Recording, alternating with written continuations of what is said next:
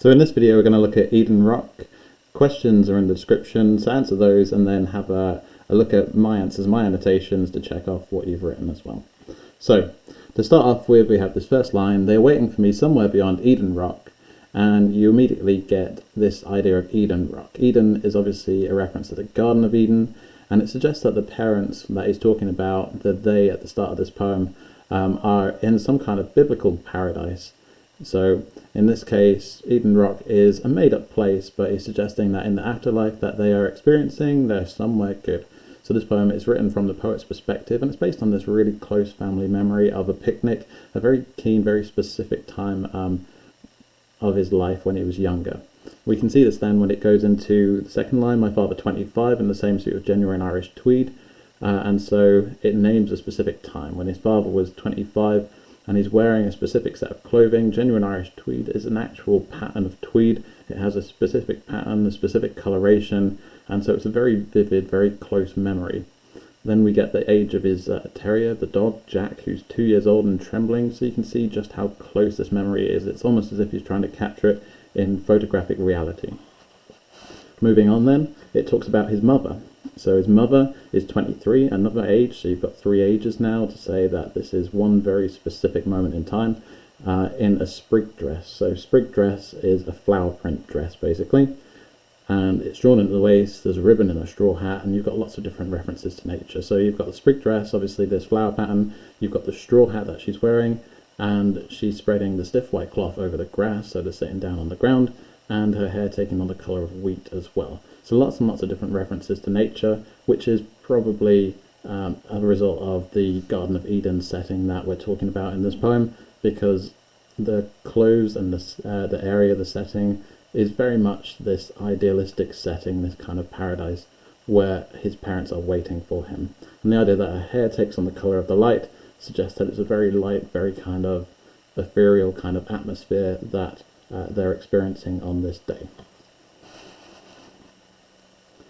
In the third stanza, you get a lot of this imagery from the picnic. It's also very keen, very specific, just like a photograph basically. So you get tea from a thermos, the milk straight from an old HP bottle, a screw of paper for a cork. It's very quaint, it's a very cozy kind of family atmosphere that the poet is laying out here. And then you have, she slowly sets out the same 3 plates, the tin cups painted blue. So in this case, it's kind of pointed that there are 3 plates.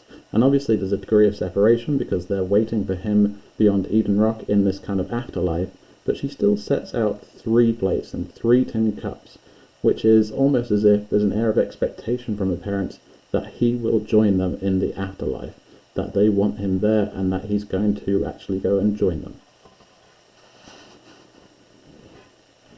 The next stanza, stanza 4, is where it gets a little bit more tricky, I suppose. So you have this line: the sky whitens as if lit by 3 suns, and I've heard a couple of different interpretations of this. The first being that 3 suns might represent each member of the family, so the mother, the father, and the son, the poet himself, and how they belong together basically. So they're 3 sons, they're very similar, they're 3 of a kind, and they should be together. There's also the suggestion that they could represent the Father, Son, and Holy Ghost, so the Holy Trinity, and be indicative of the fact that the parents are already in heaven. It moves on to say, my mother shades her eyes and looks my way over the drifted stream.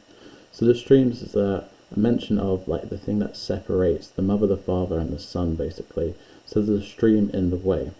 My father spins a stone leisurely along the water, and leisurely as well.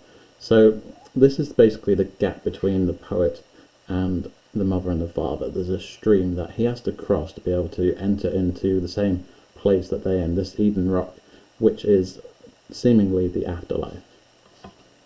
And the idea that his father spins a stone along the water suggests that the water's not very rough, it's not very choppy, it's actually just a calm body of water, and it can't be too hard to cross over it. Moving on to the final couple of stanzas, you can see these ones are a little bit different to the rest of the stanzas. So previously all the stanzas have been 4 lines long, whereas this one is a 3-line stanza and a single line stanza, which seems to be a whole stanza that's been cut apart. The first thing that I'll say then is that the poet joins this stanza. So previously all the stanzas have ended at the end of a sentence.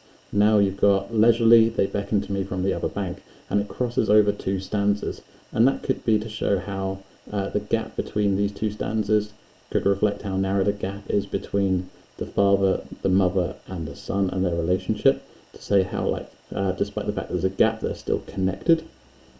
Yeah.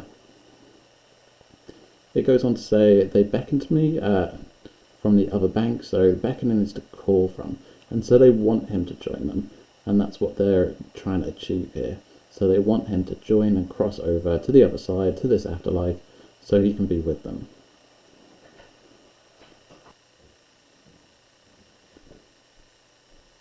It then goes on to say, I hear them call, see where the stream path is, crossing is not as hard as you might think. So the idea that there is a stream path says that there is an easy path for him to be able to cross over. It's not very difficult. And the idea we've got this exclamatory sentence as well shows almost their insistence, that they want him to join, and they're getting a bit passionate in the way that they convey their voice for him to join them as well. The final stanza then, I had not thought that it would be like this, is interesting because it's a line on its own.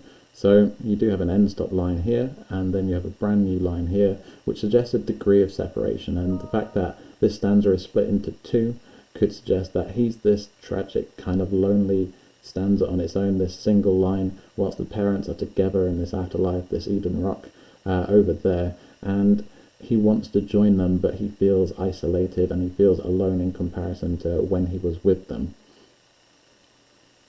The idea as well in the final line, which says, I had not thought it would be like this, he suggests just how difficult it is, basically, and he's finding life really difficult without his parents and wishes to join them, and there's a sort of temptation for him to actually join and cross. The idea that it's not very difficult to cross over into the afterlife seems like it's a painless kind of thing. Suggests this temptation that he feels, and how he's isolated on his own in this final stanza gives him this temptation to actually cross over and join them.